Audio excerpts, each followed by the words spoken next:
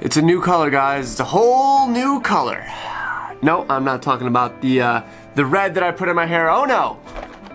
The GoPro HERO7 Black now comes in the GoPro HERO7 Black White Edition. When I first saw people start posting pictures of this, I got really excited. I thought there was a whole new version of GoPro. I was like, well, honestly, I don't know what I was hoping could be better about it, because the GoPro HERO7 Black, it's like the best GoPro ever made. I don't know what they could really do to make it better. What I was actually hoping for was a slightly more budget-friendly. Right now, the only 3 GoPros in production are the GoPro HERO7 White, the GoPro HERO7 Silver, and the GoPro HERO7 Black, and the GoPro HERO7 Black White Edition. The actual white and silver cameras, they're just bad cameras. I'm not going to get into it, but I made a whole video dedicated to why they're the worst. There's a real problem with this camera, and that is that it doesn't do superview.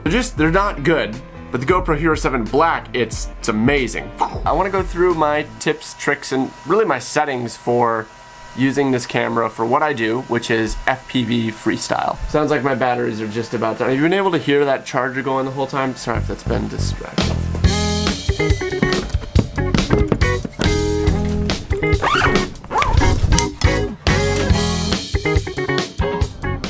We are on our way to a spot that my buddy Sean has been telling me about.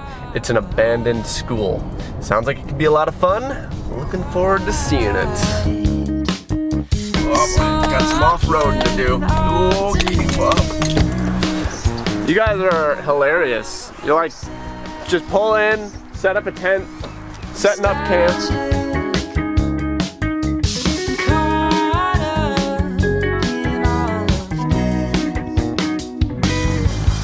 Oh yeah, now that we're out in the sunlight, you can really see the difference in the color. It sure is white. I could barely tell the difference before, but man, that's blinding. Look at that white GoPro. Woo! So you got your new fancy camera. Before you can actually use it, there's a couple things that you should do. First off, gotta charge it. I always seem to forget that step, but we've got to charge. Second thing you should do is protect yourself before you wreck yourself. Get tempered glass before you bust your ass. If you're flying drone freestyle, you're probably gonna crash 1 or 100 times, so I definitely recommend these cheap tempered glass protectors. They'll help save your front lens as well as the back screen, and this will help your GoPro last a lot longer.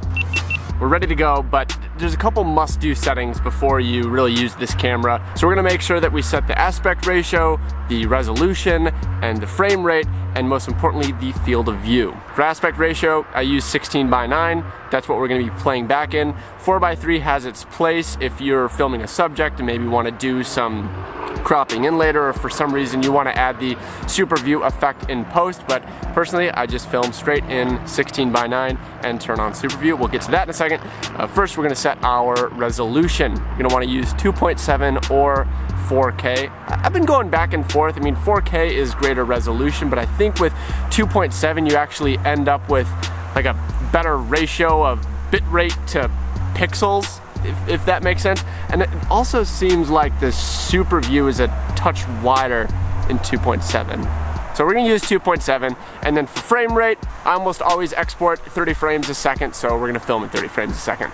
Stabilization, I like to turn that off. I don't use any in-camera stabilization, so I mean, one of the biggest selling features of the GoPro HERO7 is the hyper smooth image stabilization. It is really good, but I don't use it because I like to feel good about my flying skills and know that it's actually that smooth, but there's no shame. I mean, it can help take out little bubbles, and there have been times I've turned it on, like for my drift video. I actually turned it on because I knew I was gonna be getting in the turbulent air of the car. It doesn't matter how good your tune is or how smooth you are on the sticks, you're probably gonna get some bobbles. So I turned on the hyper smooth and it definitely helped. So it has a place, but you know, for freestyle and I wanna know that I'm showing the exact movement of the quad, I usually have it off. Field of view. How wide is the GoPro shooting? This is probably the most important setting for making FPV videos. If you're doing something more cinematic, or if you're trying to vlog or something like that, you might want to use narrow or wide. But for action shots, you want to use superview because it gives you the widest field of view. It really helps show the speed that things are moving, and it also makes things a little bit less disorienting. As the drone is moving with that wider field of view, things are able to stay in frame longer rather than whizzing in and out as much, so it's going to be less dizzying.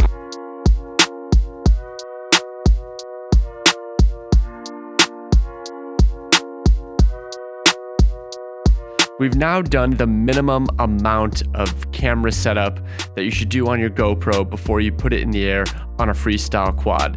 We've got a high resolution, we've got that super view field of view. It's looking pretty good, but there's still a lot of room for improvement. The image is just kind of harsh and the contrast is almost too high. All right, going back into camera settings, to get to the next level of setup, we need to turn on ProTune. So we're gonna tap that, turn that on, and now that's opened up a whole new set of things that we can change. The first thing we're gonna do is we're gonna address the ISO. ISO is how sensitive the sensor in the camera is. The more sensitive it is, the brighter the image will be in dark areas. We are in really bright light, so we wanna have the ISO as low as possible, meaning the lowest sensitivity. And even if we were filming in shadowy conditions, we still don't want it to be too high. GoPros do not do well with high ISO. The image starts to look really bad really fast. So ISO minimum, that's as low as it'll go, 100, leave that. We're gonna go into ISO maximum, and we're gonna go ahead and set that to 100. If we were filming in the evening or something like that, we could raise the maximum, but I really wouldn't go higher than 2, maybe 400. Only raise up the maximum if you really need to. Sharpness, we're gonna take it down to medium. The high setting just kind of over processes a bit and contrast can look kind of weird. And now the most important setting that we're gonna do in this round of tweaks is the color setting. The default setting is GoPro color, and we are gonna change that to flat.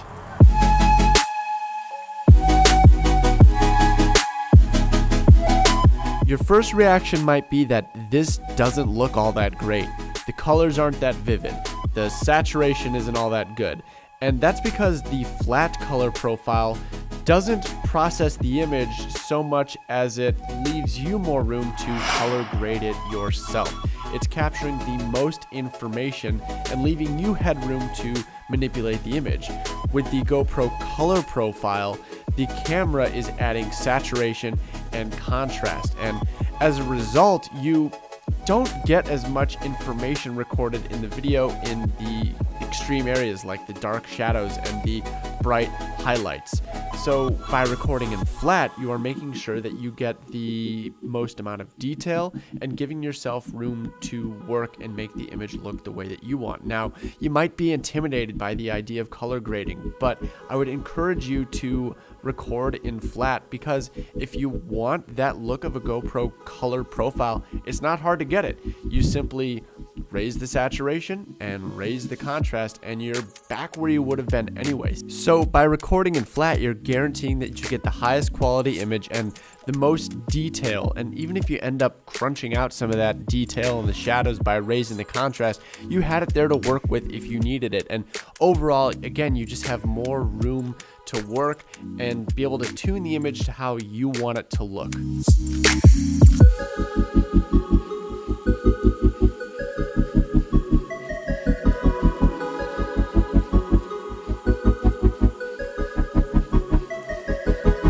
So far we've set the aspect ratio, the resolution, the field of view.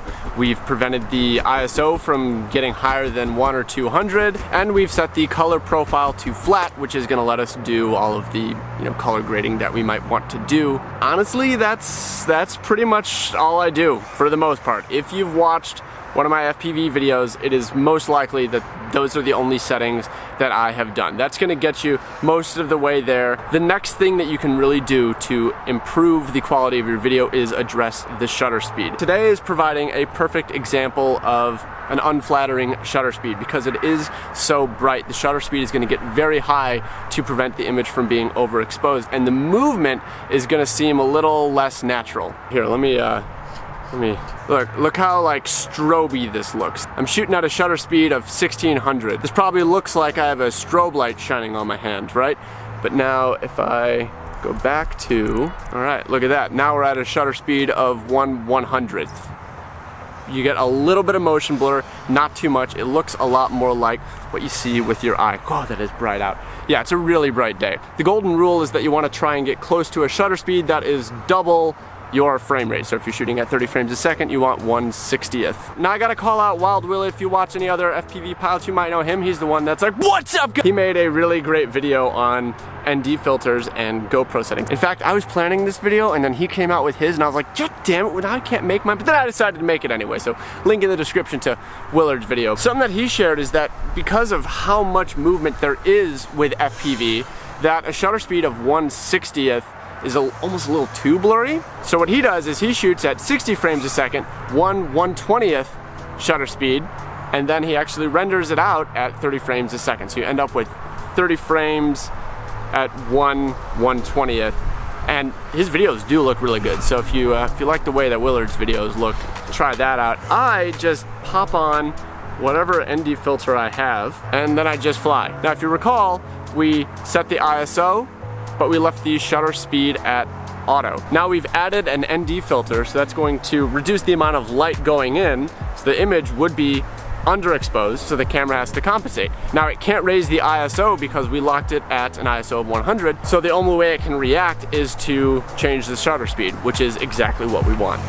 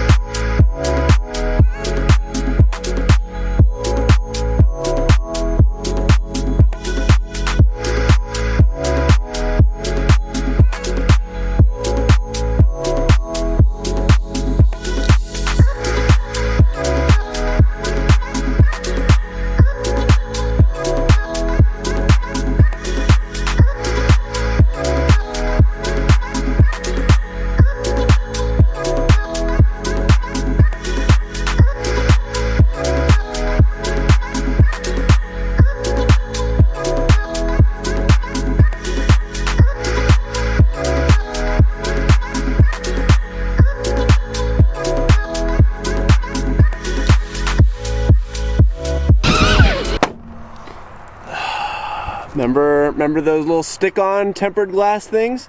That's why you use them. Let's see, did it save it? Did it? Oh, nice. Just stick a new one on there and we'll be good to go.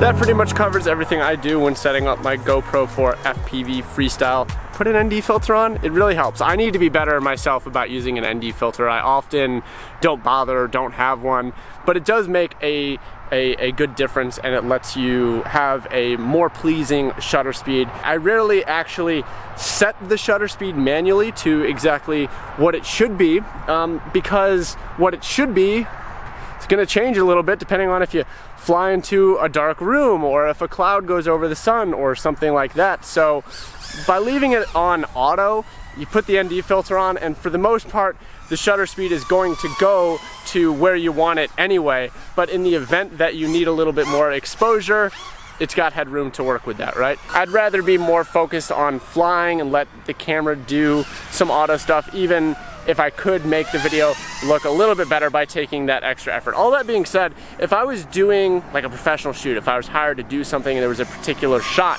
where we were either controlling or taking into account all the lighting and the variables and we needed the shot to look perfect, of course I would put in the extra effort. But when you're just out freestyling, I don't want to worry about it too much. I don't want to worry about more than I need to. So getting the settings as I explained them is gonna help you get good looking footage and not worry about it too much. Hopefully that helps. Throwing away Tuesday. Alright guys, solid day of flying. We had some tacos to wrap it up. Hope my GoPro tips were helpful, and thanks for coming along on a flying adventure. It's cool to get back to a bando, sort of felt like Detroit. Kind of like similar. home. But A little scraggly. There was a little bit of a struggle. a little too much scraggle. I don't know. Thanks again for hanging out, and I will see you guys again soon.